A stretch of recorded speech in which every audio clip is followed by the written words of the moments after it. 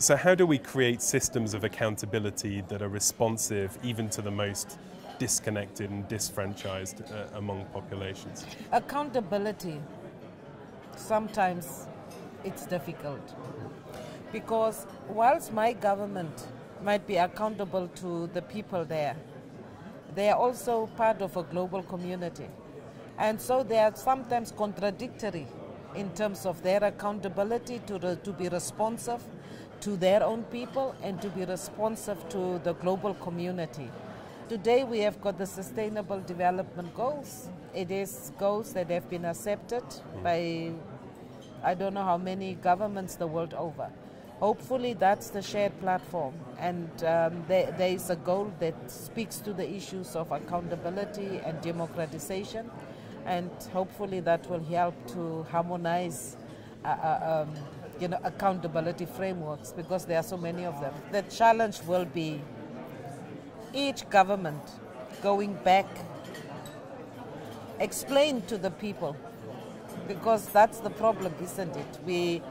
We commit ourselves globally, but we don't go back and explain to people what are these 17 goals, what commitments has it placed, and what obligations has it placed on the country and on the people of that country.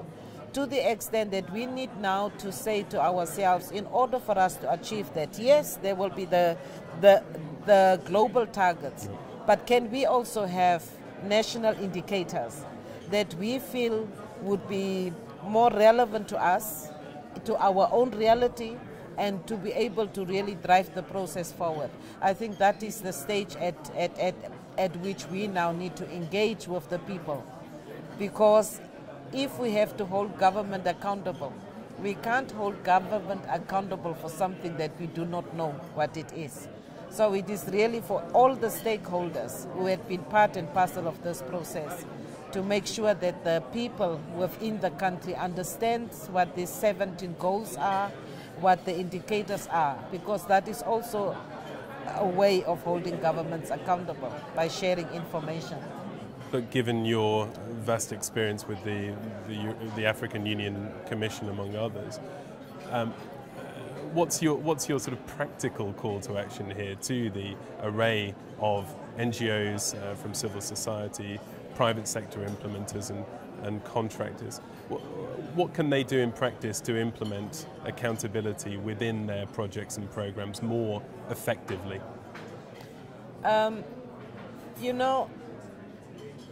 Let me take Namibia. We have got Vision 2030. We have got the national development plans. We have got budget frameworks, etc., etc. And we had been discussing this not that long ago with some civil society organizations. And I have asked them, how do you align your interventions in terms of this broad frameworks adopted by government? And many of them would say, well, we are committed to it, but if we get our money from somewhere else, that other donor or that institution wants us to go according to what their priorities are. So I ask myself, why is it that we always say we cannot implement our plans? It's because of that. If all of us are pulling in the same direction, if all of us recognize that the country has set their own priorities, and that whoever else is coming should then align their support around the country priorities, then maybe we will pull in the same direction, because then the accountability also becomes easier. So you're saying that there's often single issue politics at play here? Very silo.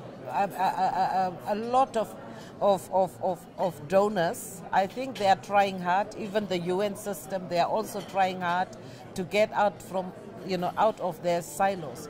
But I had worked with many UN agencies, and sometimes the same issue, but couched in a different way, because it's UNICEF, it's UNFPA, it's this one and the other, and it has been sometimes very frustrating and very difficult.